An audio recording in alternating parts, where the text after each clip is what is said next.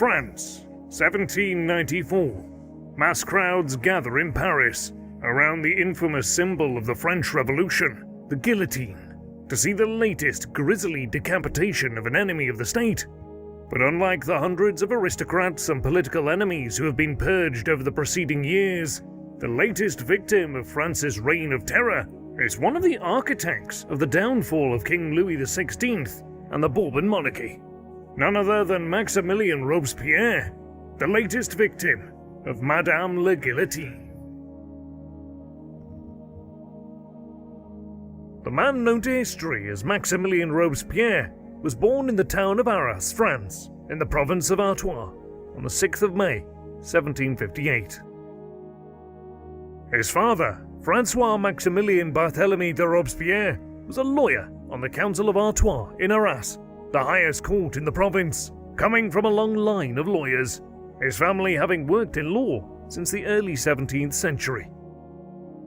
Maximilien's mother, Jacqueline Marguerite Carrot, came from a less distinguished lineage than his father, being the daughter of the owner of a small brewery, although her family was also situated historically in the Artois region of France. Before he was even born, Maximilien's life was shrouded in controversy, as his mother had been 5 months pregnant with him at the time of her marriage to Francois, and, inevitably, this caused considerable scandal in the conservative town of Arras, which was at that time dominated by the Catholic Church. Indeed, Francois' parents refused to attend the wedding ceremony out of shame for their son's actions. Nevertheless, the couple began a marriage that would see Jacqueline give birth to 4 children, Maximilien Robespierre being the eldest, followed by Charlotte, Henriette, and Augustine.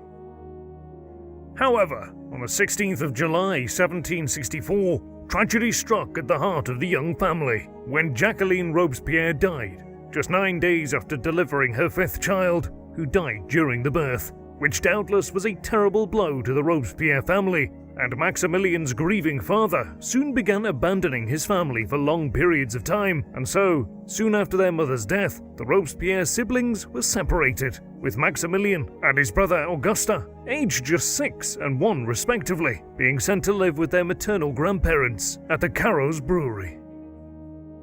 Many historians have argued that the tragic circumstances surrounding Maximilien's childhood helped to shape the man he would later become, with the scars of his mother's death and his father's abandonment forging traits such as an intense sensitivity towards treachery and corruption, and indeed, the memoirs of his sister Charlotte depict a dramatic change in Robespierre's character following his mother's death. From a noisy, boisterous, and light-hearted child, Maximilien became serious and hard-working, engaging in only solitary pursuits.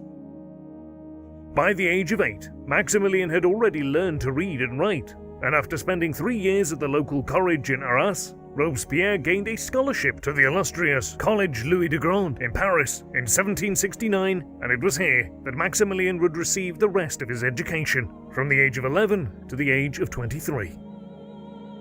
Throughout his education at the Louis le Grand, Robespierre was immersed in classical philosophy, with Cicero's ideas on the juxtaposition of virtues and vices becoming embedded in the young Robespierre, who was devoted to his studies and won numerous prizes at the school as a result of his academic ability and dedication. Indeed, in 1775, Robespierre was chosen out of the 500 pupils of the college to deliver a speech to the young King Louis XVI as he drove through Paris following his coronation at Reims Cathedral.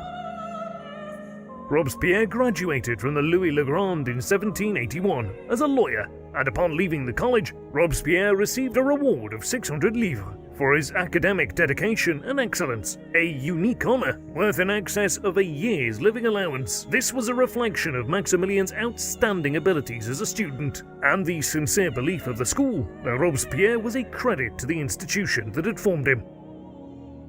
During his formative years, Robespierre developed a great admiration for the Roman virtues, as well as for the work of the philosopher Jean-Jacques Rousseau, as Maximilien became intrigued with Rousseau's concept of a virtuous self, the idea that a man could stand alone accompanied only by his conscience. As well as this, Rousseau's political theory, based on classical republicanism, would have an enormous impact not only on the young Maximilien, but later upon France as a whole.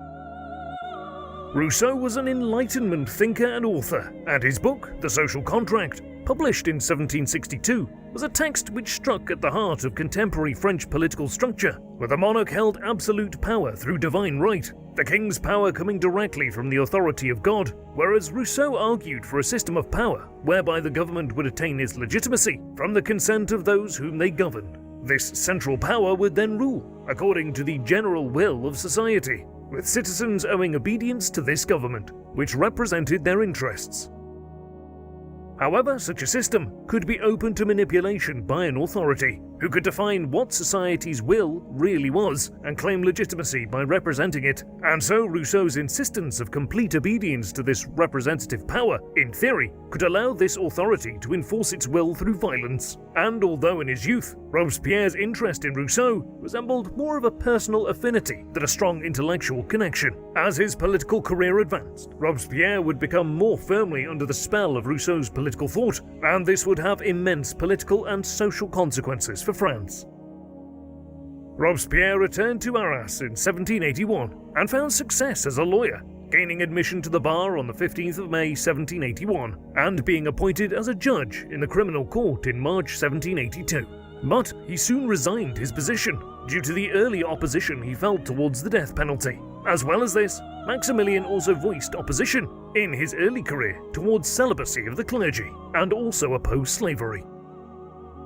Robespierre is perhaps most renowned for his determination to represent the poorest in society, as well as for his criticisms of the Ancien Régime, or Old Regime, when arguing his cases, and although his income was modest, Robespierre would reach the intellectual heights of Arras, becoming the director of the Academy of Arras for the year of 1786, and joining the exclusive Rosati Society in 1787, a society composed of other enlightened professionals, like Robespierre, whose networks of ideas and influence pervaded Arras, and this membership helped to heighten Maximilien's intellectual reputation within the province.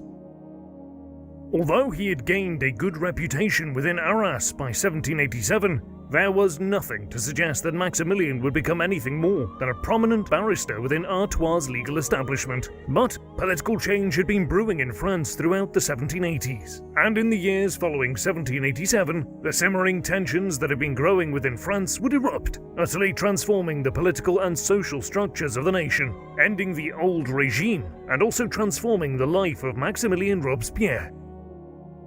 The fiscal structure of Old Regime France consisted of the First and Second Estate, the clergy and nobility respectively, who were virtually exempt from taxation, the revenue of the crown instead being raised from taxes levied on the Third Estate, composed of every French citizen who was not a member of the clergy or nobility, and these fiscal privileges for the top two estates were granted by the crown in exchange for the support of the powerful social elites in upholding the monarch's absolute power. However, this political arrangement, which upheld the power of the monarch and the social order of the estates in Old Regime France, was to be undone by the fiscal demands of the crown's foreign policy, as throughout the 18th century, France was embroiled in numerous conflicts, with the wars of the Spanish, Polish, and Austrian succession in the first half of the 18th century, as well as the 7 Years' War and the American Revolutionary War in the second half of the century, placing a great strain on the crown's finances, as the French monarchy fought to protect its claims to European territory and to weaken the power of their great rivals, the Austrian Habsburgs.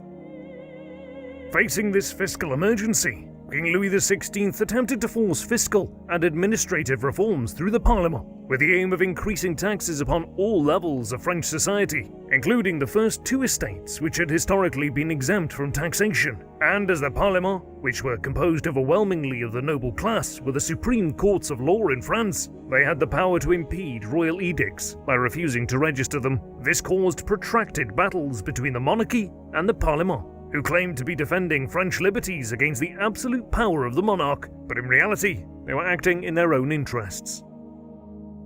Amid this gridlock, there were calls from the Parlement and the public to call the Estates General in order to break the impasse and solve the nation's financial crisis. This was a national body that represented the three estates and had not met since 1614, but The Crown instead called the Assembly of Notables in 1788, a body representing the wealthy landed elites of France, who also resisted reform, as the Parlement had. However, when this failed, Louis XVI was forced, on the 8th of August 1788, to call a meeting of the Estates General to meet in Versailles in May 1789.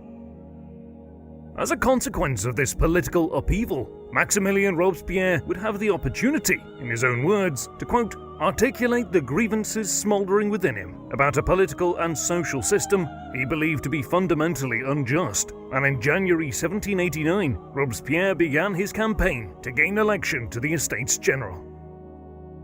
He first released a pamphlet in which he attacked the provincial estates, the regional body composed of the first, second, and third estates, which was dominated by the social elites, asserting that all the social problems which plagued Artois were the fault of this corrupt elite. He also argued that the representatives of the Estates General should be elected by the people. In this early pamphlet, Robespierre's two most prominent political ideas are already present. The first of these was his insistence upon representation through elections, and the second was his belief that the poor were deserving claimants of justice in a corrupt world in which they were oppressed by a detached and unrepresentative elite. Traditionally, the estates of Artois selected the representatives of the Estates General. Therefore, Robespierre's attempts to portray himself as a champion of the common people during his campaign and his subsequent estrangement from the political elite of Artois boded badly for his attempted selection. But all of this changed when on the 7th of March 1789, the king announced that Artois must select its representatives through popular election rather than through the provincial estates. Elections for the representatives of the Third Estate in Artois were held in 3 stages, and Robespierre was elected through the first 2 stages to attend the provincial assembly on behalf of the Third Estate, the gathering where the representatives who would go on to Versailles were chosen. And throughout this process, Robespierre continued to publish pamphlets with dramatic rhetoric as to the miserable state of the province and the ruling elite whose fault this was, and this helped to gain him support, especially in rural areas where destitution was most widespread.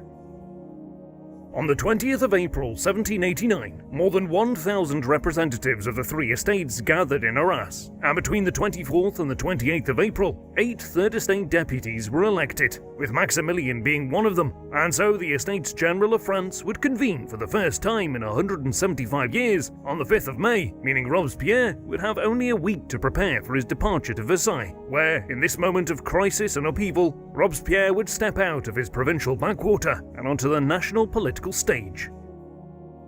Within weeks of his arrival at Versailles, Robespierre had associated himself with a radical faction of deputies known as the Breton Club, who pushed to obtain voting by head in the Estates General rather than voting by order to ensure the Third Estate could not be outvoted by the combination of the clergy and nobility, voting in the interest of themselves and the king. One of the most notable deputies of the Estates General was the clergyman and political writer Abbé Say, who believed, similarly to the Breton Club, that it was essential that the Third Estate must not be dominated by the interests of the first 2 estates, and in a pamphlet published in January 1789, Say argued that the Third Estate was representative of the nation, and thus had a right to reshape the political structure of France independently. And so, from the 11th of May, the representatives of the Third Estate met separately as the communes, with Say proposing that the members of the First and Second Order join the Third Estate and become a unified body, representative of the nation as a whole. The estates adopted Say's suggestion, and so assumed the authority to represent the nation, and in June 1789, they declared themselves the National Assembly of France, representing 96% of the French population, and Robespierre joined them as a deputy on the 13th of June. Ultimately, Say's intention was to promote change in a passive way and to establish a constitutional monarchy, and even after 1791, when the monarchy seemed to many to be doomed, Say continued to assert his belief in the monarchy, which indicated he had not intended for the revolution to take the course it did. By the 9th of July, the Assembly had moved to Paris and was renamed the National Constituent Assembly, and they began a program of tax and constitutional reforms. But 3 days later, the delegates of the Third Estate arrived at the Versailles Palace to find their meeting chamber locked and, suspicious of a conspiracy to shut down the activities of the new National Assembly, the delegates adjourned to a nearby tennis court and took an oath never to separate until they had created a new constitution for France. Unsurprisingly, Robespierre was a keen supporter of these events and was the 45th signatory of the iconic tennis court oath. The fervour of revolution was in the air, but it was not confined to Versailles, however, as in early July the people of Paris rose up in protest at the replacement of the finance minister, Jacques Necker, with the Baron de Poitou, as well as the rising cost of bread and the gathering of the king's troops around the city, which Parisians feared threatened not just themselves, but also the National Assembly. And so, on the 13th of July, the Assembly declared the formation of a bourgeois militia, and the following day the Marquis de Lafayette was declared their commander-in-chief, who himself renamed it the National Guard, and proposed their symbol of the red and blue colours of Paris, accompanied by the royal white, which was the origin of the French flag. With the revolution now firmly established, on the 14th of July, in a search for weapons, the citizens of Paris stormed the Hôtel des Invalides, a complex of museums where they stole cannons and muskets to use later in the day. They stormed the imposing symbol of the arbitrary authority and tyranny of the monarchy, the Bastille fortress. The crowd gathered outside the prison, calling for its surrender. 2 representatives were admitted to negotiate, but before an agreement was reached, the crowd outside stormed the outer courtyard of the Bastille, climbing on a roof next to a gate and drawbridge, which fell, crushing one vainqueur de la Bastille, or conqueror of the Bastille as they were known. Then, soldiers from the garrison called for the crowd to withdraw, but in the confusion, their calls were interpreted as a call to enter the building, just as gunfire broke out, which incited the crowd to more extreme violence, feeling they had been trapped, and so any attempts to organize a cessation were ignored. And when reinforcements arrived for Le Vainqueur, Governor Delaunay ordered a ceasefire and sent out terms to the mob, which were refused, and as he realized his supplies were too limited to last for any significant time, he capitulated, and the crowd swept into the Bastille to liberate it at 5:30 p.m. The crowd seized Delaunay and dragged him to l'Hôtel de Ville, where they discussed what should be done with him. The badly beaten Delaunay shouted, "Enough, let me die," and kicked a pastry cook called Dulé in the groin. It was then that the crowd attacked and repeatedly stabbed him until he died. And whilst some blame Delaunay for the fall of the Bastille, others suggest that the blame lies with the 5,000 Royal Army troops stationed on the Champ de Mars, who failed to respond to the attack. The shocking news that the working people of Paris had stormed a fortress of the king sent shockwaves around the world, and today the 14th of July is celebrated in France as Bastille Day, and widely regarded as the day the French Revolution truly began. Robespierre's reaction to these events was a mixture of shock and joy, and he labelled the Paris protesters as a patriotic army, and believed he was witnessing, quote, the greatest events the history of mankind can reveal. However, Robespierre's reaction to the more violent aspects of the Paris uprising, the brutal murder of the governor of the Bastille, as well as the mayor of Paris, was foreboding, as Maximilien asserted that the people had exacted justice upon the guilty, and that this violence was acceptable as a defense of the revolution against its enemies, echoing the rhetoric he would later use to justify the Reign of Terror. In the weeks following the fall of the Bastille, unrest spread across France, with looting and violence widespread throughout the provinces, and on the 4th of August, in order to quell the discontent in the country and prove definitively its leadership of the revolution, the National Assembly decided to formally destroy feudalism in France and legislatively kill the ancient regime. As the Assembly embarked on an all-night session, it abolished seigneurial relations between landlords and tenants, special privileges of the Parlement, and the fiscal privileges of the first 2 estates, and by systematically destroying privilege in France, the National Assembly had completely annihilated the social structures of the old regime and further advanced the revolution. But Robespierre did not play a prominent role in the debates surrounding the August decrees, nor the Declaration of the Rights of Man later that month, only intervening to insist upon the freedom of the press and progressive taxation. On the 4th of October 1789, Paris once again rioted due to a severe bread shortage, and on the 5th of October, a group of 7,000 women marched from Paris to Versailles, an act that became known as the October March, to demand action from the National Assembly and the King. Then, the women's action was joined by revolutionary agitators seeking political reform and a constitutional monarchy, and the mob broke into the Palace of Versailles and rampaged through the king's home, making their demands known to King Louis XVI, killing his royal guards, and insisting the king, the Queen Marie Antoinette, and their family and most of the French assembly return with them to Paris. The royal family agreed to return to Paris and became prisoners of the revolution, in all but name. Inside the Tuileries Palace, the residence of the French monarchs in the capital, their independence was now gone, and power lay in the hands of the revolutionaries, who would initiate reform and install a new balance of power, favouring the common people, displacing the ancient, privileged French aristocracy, with this defining act of the revolution. On the 19th of October, the National Assembly reconvened in Paris to discuss drafting a new constitution for France, and the issue of the king's role in the new French constitution, and Maximilien Robespierre, growing in confidence and stature, asserted his consistently radical agenda by fiercely opposing the granting of a veto to the king, asserting that ultimate sovereignty must reside with the people's representatives in the National Assembly, and though the Assembly did grant Louis XVI a veto, this could only delay legislation rather than scrap it altogether, disappointing the pro-royalist deputies, and by 1790, Robespierre had become an increasingly frequent participator in the debates and the Assembly's leading advocate of democratic principles. Along with opposing the king's veto, Maximilien passionately combated the Assembly's plan to limit the right to vote to so-called active citizens, who paid above a minimum level of taxation, leaving some of the most poor and vulnerable French citizens unable to vote. Furthermore, Robespierre was a strong supporter of a law that allowed people to elect their own local church officials, once again demonstrating his commitment to democratic principles and his belief that every institution should be influenced and shaped by the will of the common people of France, asserting in a speech of the 25th of January 1790 that, quote, all Frenchmen must be admissible to all public positions without any other distinction than that of virtue and talents.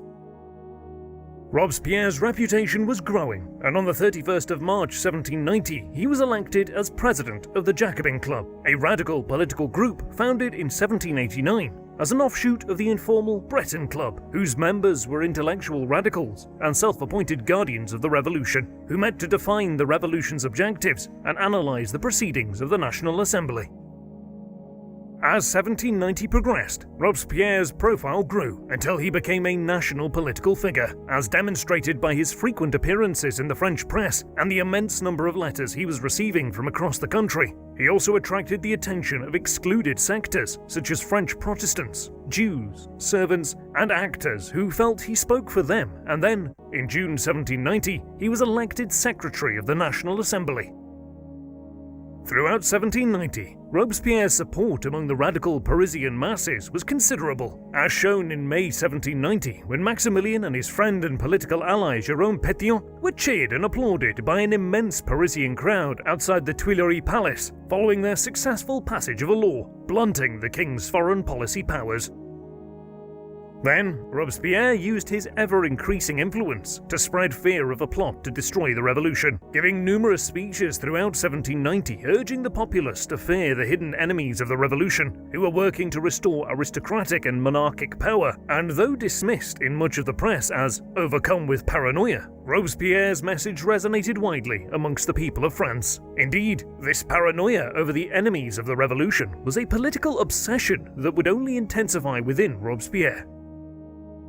In 1790, Robespierre was also gaining important political allies, no one more so than Louis-Antoine Saint-Just, who, although 9 years Robespierre's junior, sent Maximilien an admiring letter, praising his ability to stand up for the revolution against its enemies, and the two became friends through correspondence, this being the beginning of an important political alliance that would last throughout the short lives of Robespierre and Saint-Just. On the 5th of December 1790, Robespierre gave a speech he was perhaps most remembered for. It was a speech on the National Guard, the police force, independent of the army, and in it he coined the term, quote, liberté, égalité, fraternité, by adding the word fraternité, creating the term most synonymous with the French nation to this day. The President of the National Assembly and unofficial leader of the Third Estate, the Comte de Mirabeau, died on the 2nd of April 1791. He had been a moderate in the Assembly, and Mirabeau's oratory genius and charisma helped him gain admiration amongst the deputies of the Assembly and the population at large, and so there was tremendous grief amongst the people of Paris at the news of his death. However, the death of such an influential figure created a political vacuum in the National Assembly and in revolutionary France as a whole, and an opportunity for Robespierre to step into this vacuum as the unofficial leader of the revolution. Robespierre was very active during this time, proposing between May and June that all Frenchmen be declared active citizens and thus eligible to vote, that the death penalty be abolished, and attacking Abbé Raynal for suggesting the return of the royal prerogative. He also proposed to dismiss officers from the army, whilst on 11th of June he was appointed to public prosecutor in Paris. But L'Ami du Roi, a royalist pamphlet, called Robespierre, quote, a lawyer for bandits, rebels and murderers. Robespierre's position was further strengthened, however, by the events of the 20th of June 1791, with the king's flight to Véran, as agitated by their effective imprisonment in the Tuileries Palace in central Paris, and with Louis XVI still determined to regain what he believed was his God-given right to rule France as an absolute monarch. The royal family attempted to flee Paris for the Franco-Austrian border.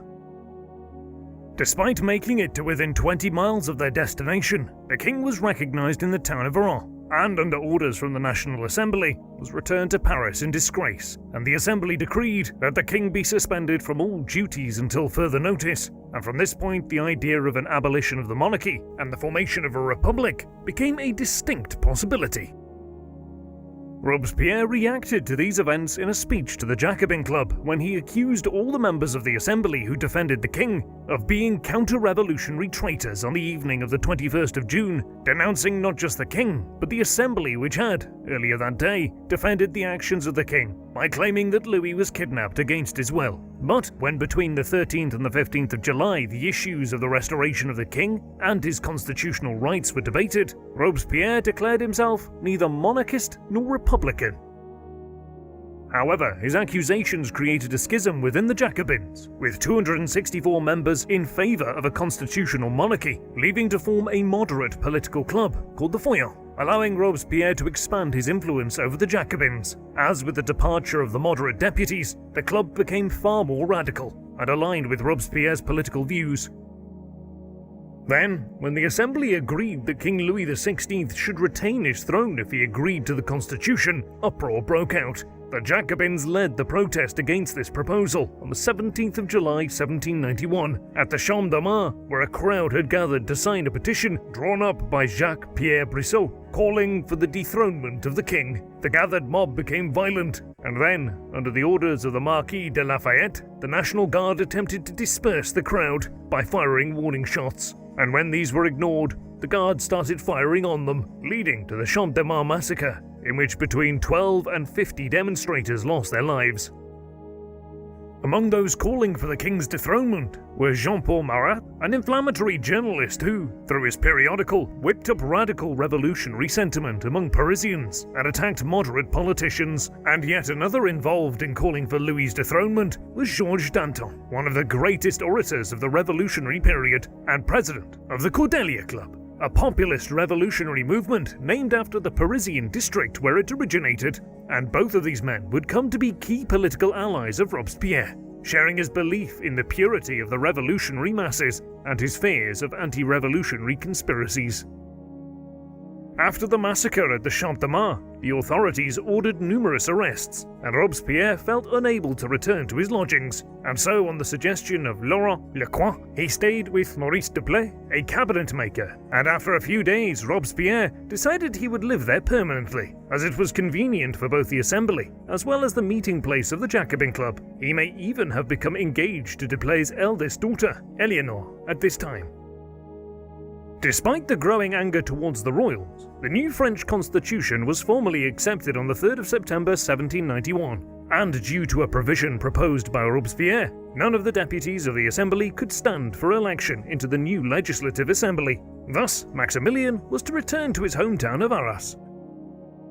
On the final day of the assembly, Robespierre and his friend Pétion emerged on the streets of Paris to a jubilant crowd, who crowned them with wreaths of laurel and led them triumphantly through the streets. Robespierre had emerged as a relentless defender of the rights of the poorest in French society in his years as a deputy, and a consistent radical revolutionary, and his unwavering belief in liberty and equality made him one of the most prominent political figures in the nation, and a man adored by the sans-culottes of Paris, the term given to the militant, working-class patriots of the city.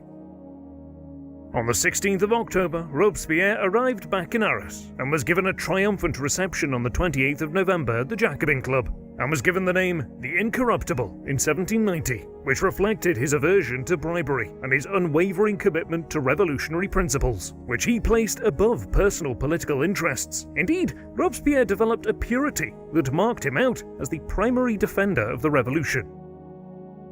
Robespierre spent 46 days in Artois and Picardy before returning to Paris on the 28th of November, and on his travels, Maximilien became convinced that France was woefully underprepared for a potential conflict with Prussia and Austria, whose monarchs had publicly denounced the revolution and were massing troops at the French border. On his return, therefore, Robespierre used his position in the Jacobin Club, where he was immediately made president, to lead an anti-war campaign, as well as continuing to give speeches arousing suspicion of internal enemies, warning against the threat of dictatorship, and promoting trust in the good of the people.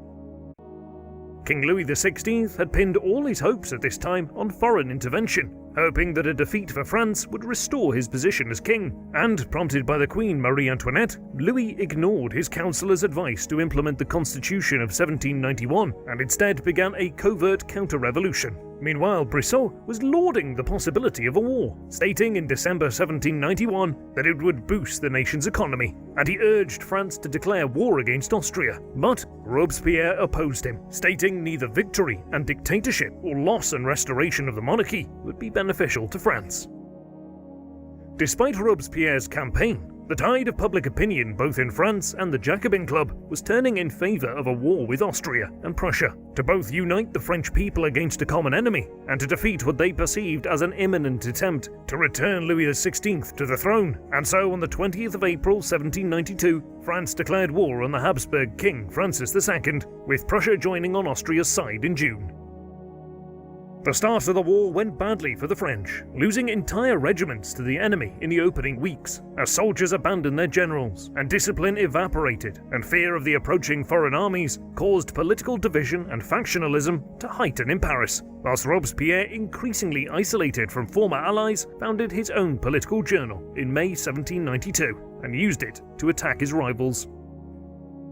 In the ascendancy in 1792 was the faction led by Robespierre's former friend, Jacques Brisson, who was strongly represented in the Legislative Assembly, and who, in opposition to Robespierre, supported the war with Austria. But 2 months into the war, Robespierre's position towards the conflict changed, as he began to espouse the importance of a war for liberty, with France spreading justice and equality to the oppressed peoples of Europe through conquest. And in advocating this position, Robespierre denounced the French general, the Marquis de Lafayette, an American Revolutionary War veteran who was supportive of the revolution, yet was a strong royalist. With the advancing armies causing fear and paranoia of a royal conspiracy, and with the king's flight to Verrain and the massacre of protesters on the Champ de Mars under the orders of Lafayette still fresh in the memory of Parisians, Robespierre sensed an upcoming insurrection in Paris and hoped that when it came, it would sweep before it the king, his ministry, as well as the Legislative Assembly.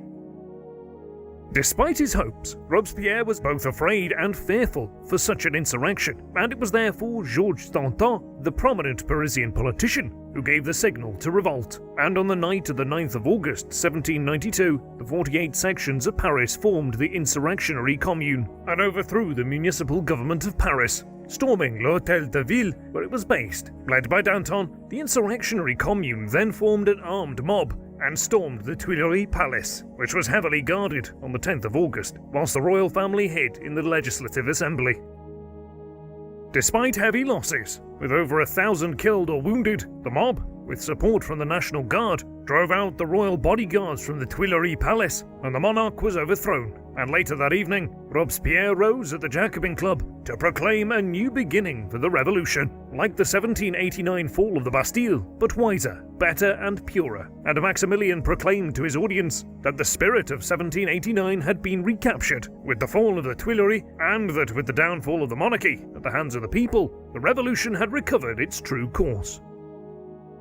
Robespierre then became closely involved with the politics of his own Paris sanction, and on the 13th of August, the day the king was officially arrested and imprisoned in the ancient Paris fortress of the Temple, Robespierre was elected to the Paris Commune and fought for its legitimacy against the Legislative Assembly, who sought to shut it down as a rival source of power. But as foreign armies approached even nearer to Paris, chaos and fear began to reign in the streets, leading to the violence known as the September Massacres, where on the 2nd to the 6th of September 1792, the mob that brought down the monarchy, made up of guardsmen, revolutionaries, and sans-culottes, killed over 1,000 prisoners throughout Parisian jails. To satisfy the people's impatience for justice, Robespierre demanded the establishment of a revolutionary tribunal to investigate counter-revolutionary activities. This was achieved, and between the 10th of August and the end of 1792, 28 people were sentenced to the guillotine by the tribunal. Also during this period, there was at last a piece of good news for the French armies, as on the 20th of September they defeated the invading Prussian force at Valmy, effectively saving the revolution, and on the 21st of September the absolute monarchy was formally abolished, and the First French Republic was proclaimed by the National Assembly. Following the fall of the monarchy, Robespierre began electioneering for the new National Convention that was to be formed to draft France's first republican constitution, and Robespierre was top of the list of Paris deputies elected to the convention, with fellow Parisian radicals Danton and Marat also selected, and upon the opening of the convention on the 20th of September, Robespierre and his radical allies sat on the top left seats of the hall, becoming known as the Montagnards, or the Mountain, whilst the rival, more moderate faction became known as the Girondins, led by Maximilien's political rival, Jacques Brisson. Political warring soon ensued between the two factions, with the Girondins accusing Robespierre of aspiring to be a tyrant, and Maximilien expelling the Girondin deputies from the Jacobin Club, later coming under severe attacks from this faction in the convention. But on the 5th of November, Robespierre rose to deliver one of his most important speeches, defending himself and his reputation, as well as sanctioning the recent violence as indispensable for the advancement of the revolution. The speech was celebrated in the Jacobin Club as a resounding success, and helped to shore up Robespierre's position in the convention, following the attacks from his rivals. On the 13th of November 1792, the fate of King Louis XVI began to be debated by the convention, and in a speech that mesmerized the convention, the 25-year-old deputy from Picardy, Saint-Just, argued that Louis was an enemy of the people, and so must reign or die, and Robespierre followed this 2 weeks later by insisting that, quote, Louis must die because the nation must live. Consequently, on the 14th of January 1793, the convention unanimously found the king guilty of high treason, and on the 17th of January, 361 deputies voted for the execution of Louis, now known simply as Citizen Louis Capet, achieving a majority by a single vote, with Robespierre proclaiming that a great deed had been done, having fought zealously to ensure the execution would take place. And on the 21st of January 1793, Robespierre achieved his ambition when King Louis XVI was executed by guillotine, the only king of France ever to be executed, although Robespierre was not present at the execution to witness the end of a 1,000-year period of continuous French monarchy. Following Louis's death, the foreign war escalated, with the convention declaring war on Britain and the Dutch Republic on the 31st of January, and within France, royalist and Catholic revolts in the provinces and continued rioting and destitution convinced Danton that the revolution was not yet secure, and he, with Robespierre's backing, called for the re-establishment of the Revolutionary Tribunal, with Robespierre further proposing that capital punishment should be applied to counter-revolutionary acts directed against the Republic, and so the convention agreed to the tribunal on the 10th of March, which consisted of 12 jurors selected by the insurrectionary commune, and there was to be no appeal against its judgments.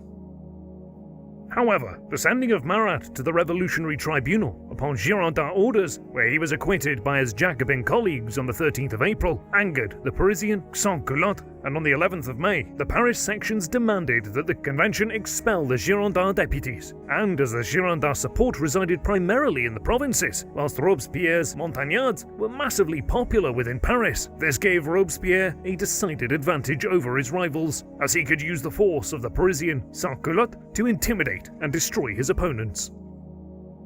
So it was that on the 2nd of June 1793, another Parisian insurrection dramatically altered the face of the revolution, once again in Robespierre's favour, when a crowd of Parisian sans-culottes marched into the convention's meeting hall and demanded political and administrative changes, as well as the expulsion of the Girondins, to which the intimidated deputies in the convention agreed, and then the Girondin leaders who had not already fled were arrested.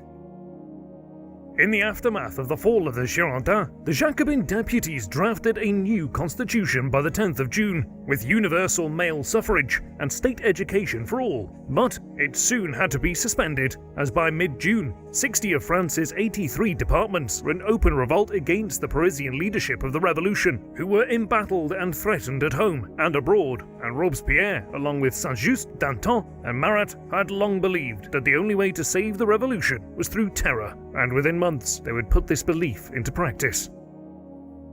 On the 27th of July, Robespierre was elected to the 12-member Committee of Public Safety, alongside his ally, Saint-Just. But after ascending to power, Robespierre immediately faced another grave challenge to the revolutionary government. As with food becoming ever more scarce in the capital, news reached Paris on the 2nd of September that counter-revolutionary rebels had surrendered the great naval base at Toulon to the British, and once again, the potent combination of hunger and fear led to a Parisian insurrection, as the sans-culottes took to the streets.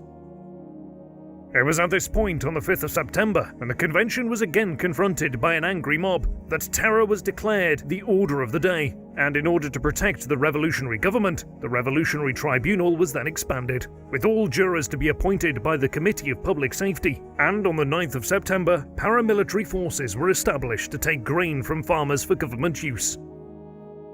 To fortify this new regime of terror, on the 17th of September, the law of suspects was passed, with Robespierre's strong support, allowing anyone who showed themselves to be an enemy of the revolution to be arrested and executed, placing a heavy burden on the prison system. Then, on the 29th of September, price fixing was extended to cover not only grain and bread, but also other essential goods and wages. Furthermore, it was decreed on the 10th of October that, quote, "the provisional government shall be revolutionary until peace."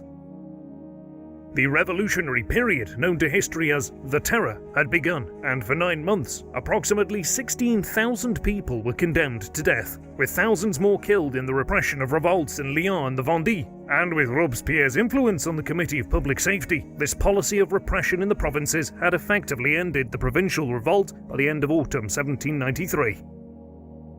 One of the 177 people guillotined in Paris between October and the end of 1793 was the Queen, Marie Antoinette, who was executed on the 16th of October, just less than 9 months after her husband. But Robespierre did not pay much attention to the fate of the Queen, as his focus was upon the fate of the Girondins, 21 of whom were put before the tribunal on the 24th of October, and in a rushed trial were declared guilty and guillotined on the 31st of October.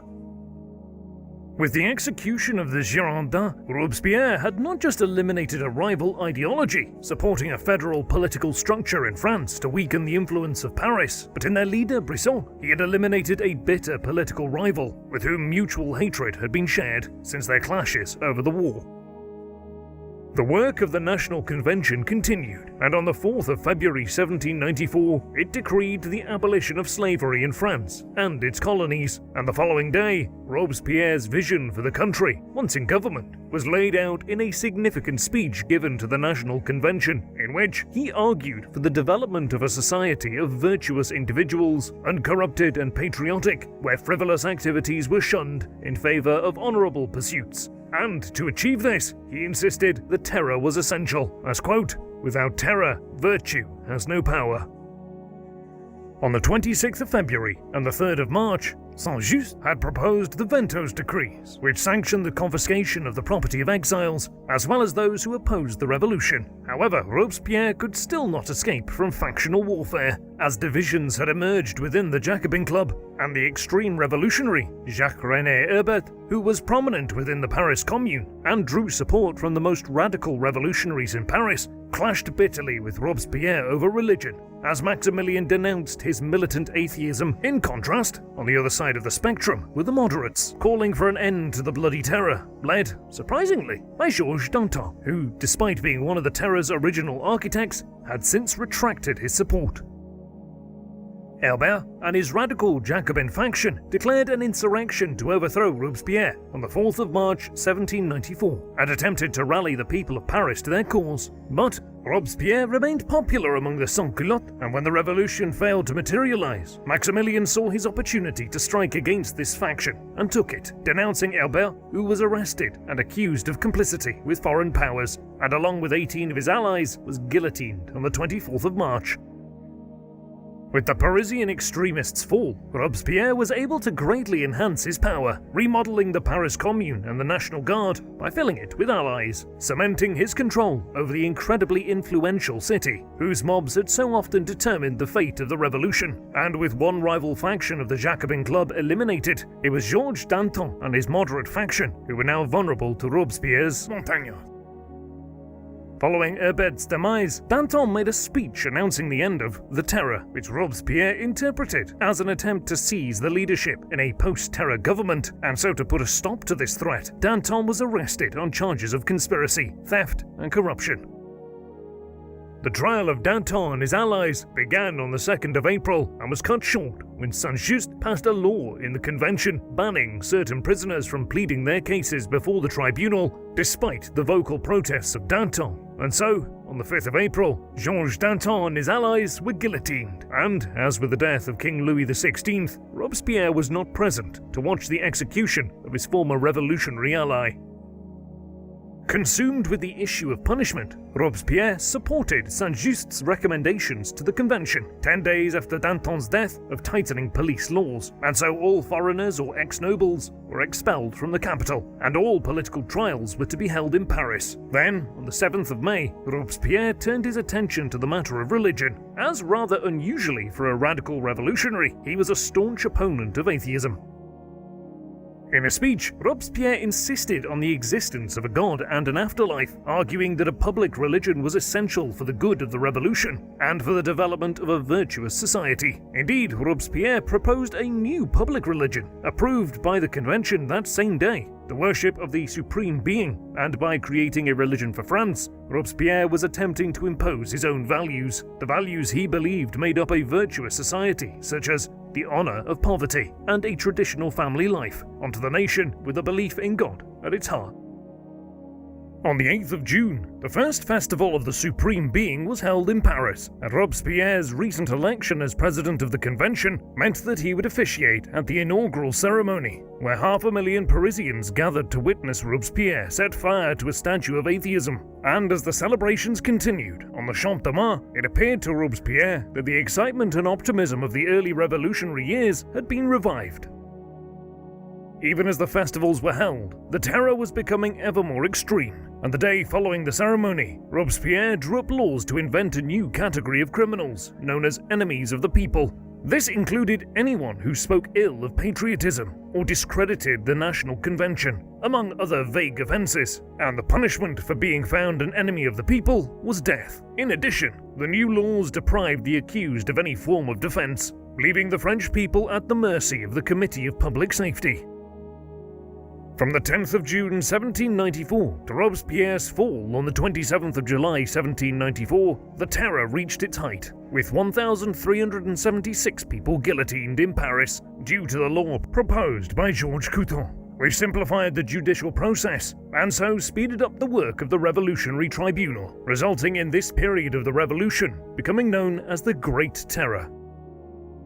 The French military victory at the Battle of Fleurus on the 26th of June 1794 would mark a turning point in the revolution, as the French Republican forces, led by General Jean-Baptiste Jourdan, would defeat the coalition forces of Britain. However, the the Dutch Republic, and the Habsburg monarchy in the most significant battle of the French Revolutionary Wars, as the victory undermined the argument that the Reign of Terror was necessary because of the military threat to France's existence, and could arguably have been one of the reasons for the subsequent Thermidorian reaction a month later.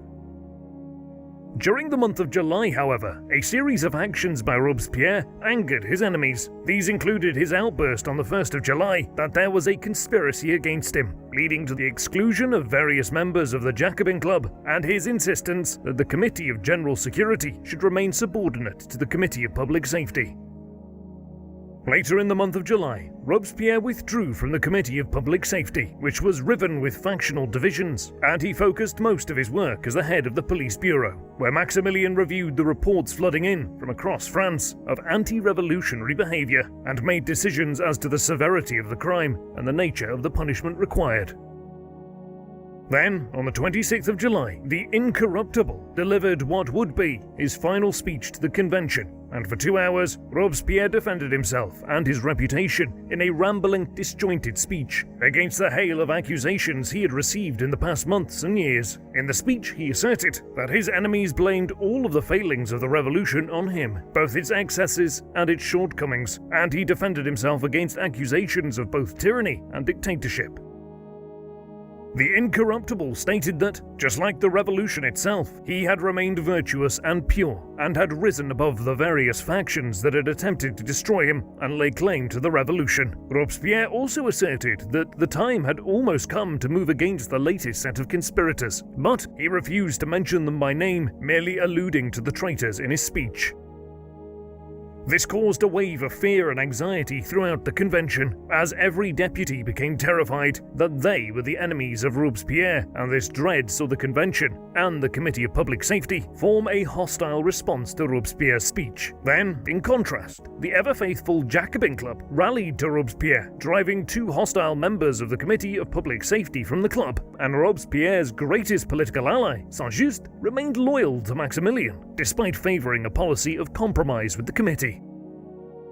The 27th of July 1794, according to the French Republican calendar, was 9 Thermidor Year 2, and this was the origin of the name Thermidorian reaction, given to the concerted attack on Robespierre and his fellow revolutionaries in the National Convention, which began on that date, when Robespierre and Saint-Just entered a hostile convention, where Robespierre's enemies and moderates, who had turned against him after his speech the previous day, were determined to overthrow the Incorruptible. Collot d'Herbois, a Robespierre enemy expelled from the Jacobins the previous day, was the presiding president of the convention and was determined to stop Robespierre and Saint-Just from speaking, and as Saint-Just began his speech, he was interrupted by deputies. And as Robespierre attempted to intervene, he was drowned out by chants of "Down with the tyrant, arrest him," which echoed around the convention, and so Maximilien was unable to make himself heard above the din of the hostile deputies. And in the midst of the chaos, the convention voted to arrest Robespierre, Saint-Just, and their 3 allies. The Paris Commune then sent troops in an attempt at insurrection in support of Robespierre, and the prisons of Paris refused to harbour the Incorruptible, who took refuge in the Hôtel de Ville. However, only 13 of Paris's 48 sections sent men to fight in support, and in the early hours of the 28th of July, soldiers sent by the convention broke into the Hôtel de Ville and arrested Robespierre and his allies, and as the convention had declared them outlaws, they could be executed within 24 hours with no trial. During his arrest, Robespierre's jaw was shot, either by a gendarme named Murder or in a failed suicide attempt, and Robespierre was carried back to the Committee of Public Safety, where his shattered jaw was bandaged, and later that morning, Robespierre and his allies stood before the Revolutionary Tribunal and were found guilty and put into carts to be taken to the guillotine. And then on the afternoon of the 28th of July 1794, the Incorruptible was executed, and so, with this final act, the revolution had now consumed its most prominent child, and the Reign of Terror was over. Following his execution, the convention declared France as saved from the Tyrant, and the Jacobins denounced their most esteemed member as a despot who had deceived them with his words, and France welcomed the overthrow of Robespierre as symbolizing the end of mass executions, and they rushed to denounce what they now called Robespierre's terror. Maximilien Robespierre was vilified in the decades following his death, with all the crimes and excesses of the Reign of Terror attributed to him, and as a figure that had so effectively embodied the revolution in life, so the bloody costs of the revolution were also symbolized by the incorruptible, who became effectively a scapegoat for the guilt that was felt by the many hundreds of people who had encouraged and participated in the Reign of Terror. By the 20th century, many more positive views on Robespierre became common among historians, who acknowledged his unwavering belief in the democratic and egalitarian principles of the early revolution, as well as recognizing his total dedication to his principles, rising above corruption or narrow political interests. But many of these portrayals neglect to take into account Robespierre's undoubtedly prominent role in the persecution of political rivals and the Reign of Terror itself. The dominant perception of the incorruptible is of a man who held admirable principles, yet drove them to terrible ends, and in many ways, the life of Maximilien Robespierre is a reflection of the event which shaped him and his age, the French Revolution. And at heart, both were driven by laudable principles, yet the ferocity with which these principles were pursued led France to endure a bloody reign of terror, and whether or not these principles were worth their immense cost is at the core of the controversy that surrounds Robespierre and the revolution. What do you think about Maximilien Robespierre? Was he a revolutionary tyrant or a revolutionary hero? Let us know in the comments section, and until next time, thank you very much for watching.